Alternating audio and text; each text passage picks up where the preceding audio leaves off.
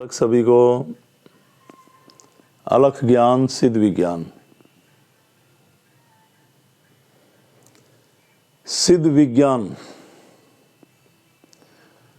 इस परमात्मा ने हमें कितना सरल रास्ता दिया जीने का।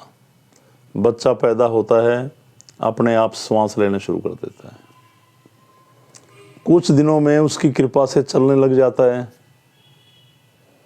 देखना शुरू करता है, बोलना शुरू करता है, खाना शुरू करता है, उसका पाचन तंत्र अपने आप काम करने लग जाता है, उसकी ज्ञान इंद्रियां जागती हैं, हर चीज़ समझने लग जाता है, बोलने लग जाता है,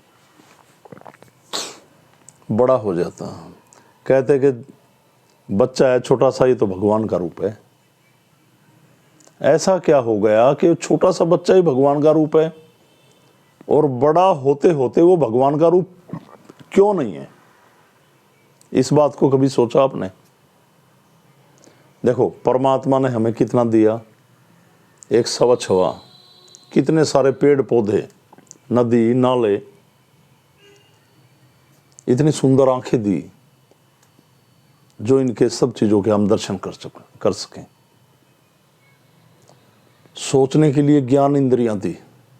अगर हम कोई स्टेप गलत उठाते हैं तो हमें कदम रोकने के लिए कि गलत कर रहे हैं, अंदर खुद विराजमान हो गया कि वो बार बार हमें संकेत देता कि आप गलत रास्ते पे जा रहे हैं, इस पे नहीं।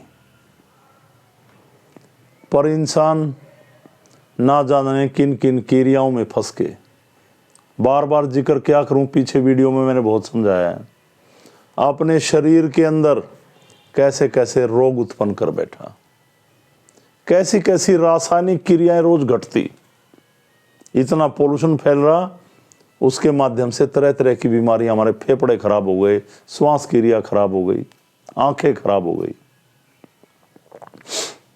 जिनका उपचार कहीं भी नहीं हो पा रहा। इसको देखते हुए परमात्मा ने, भगवान गोरख ने दर्शन दिए और मुझे मार्गदर्शन किया। अलख, जल, वायु, अग्नि, पृथ्वी और आकाश, इन पंच तत्वों का समूह जब एक जगह इकट्ठा होता है तो उसे हम अलख कहते हैं। और इन्हीं से शरीर बना और इन्हीं से बहुत सारे हमारे सिद्धों ने, महापुरुषों ने इस अलख के द्वारा, इसी की शरण में बैठकर, इस अलख मतलब पूरी प्रकृति, पूरी सृष्टि, पूरा सनातन, ये अलख ही तो है।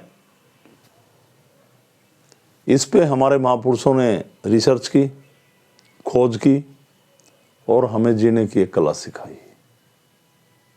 हम उससे भटक गए। तो भगवान गोरक्षनाथ जी ने जो हमें रास्ता दिया, जब हम इनका आह्वान कर ध्यान में खड़े होते हैं तो ये पूरे वायुमंडल से एक स्वच्छ एनर्जी, कंप्लीट स्वच्छ, हमारी श्वास क्रिया के द्वारा हमारे अंदर उतारते हैं और हमारी आत्म शक्ति को जागृत करते हैं।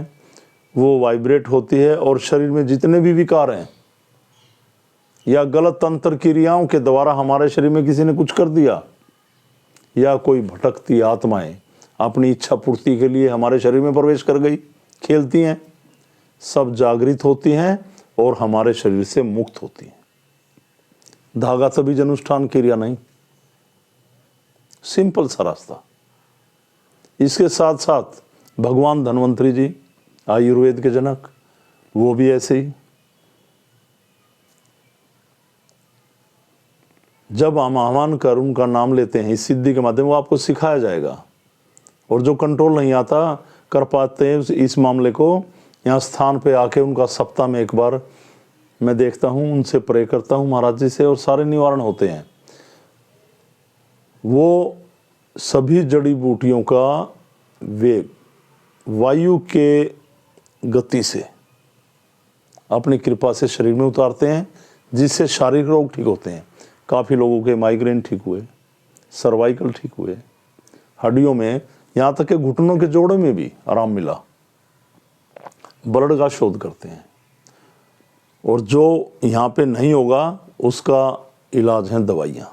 फिर दवाइयाँ काम करती हैं, और नहीं होगा तो फिर नहीं होगा बस, पर ज़्यादातर हो जाता है। किसी भी चीज़ की गारंटी कोई नहीं दे सकता, क्योंकि करना परमात्मा ने। पर यहाँ पे 95% रिजल्ट है। 100 आदमी आए तो 95 लोग ठीक होंगे, इतना कहीं नहीं है। कहीं चले जाओ आप, अच्छे से अच्छे आयुर्वेदाचार्य के पास भी जाते हो ना, तो 50% भी पूरा रिजल्ट नहीं होता। और यहाँ उसकी कृपा के माध्यम से 95%। जो दुख और दर्द दुख जो तंत्र क्रियाओं में बढ़ के आपने अपने शरीर में पाल लिए, दर्द, शारीरिक दर्द, जो धन्वंतरी जी की कृपा से ठीक होंगे।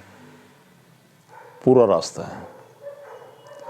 परमात्मा ने ये हमें जीवन एक परम आनंद, परम सुख भोगने के लिए दिया, पर आपने अपनी इच्छाओं में डूबकर, एक स्वार्थ भावना में बढ़कर अपने जीवन में दुख इकट्ठे कर रहे हैं। आप दुख इकट्ठे कर रहे हैं बार बार।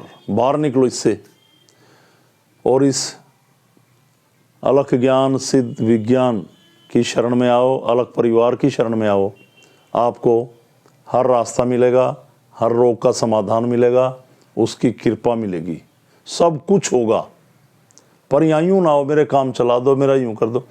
अरे समर्पित हो जाओ भगवान को, सब कुछ मिलेगा। मैंने बोल दिया, इंतजार मत करो, लगे रहो, सब होगा।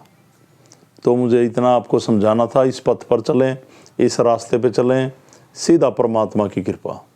तो सभी को मेरी तरफ से ओम अलग पुरुष गोरक्षनाथ भगवान को वंदन, भगवान शिव माँ भगवती को वंदन, और सनातन धर्म की जय। प्रणाम सभी को, प्रणाम।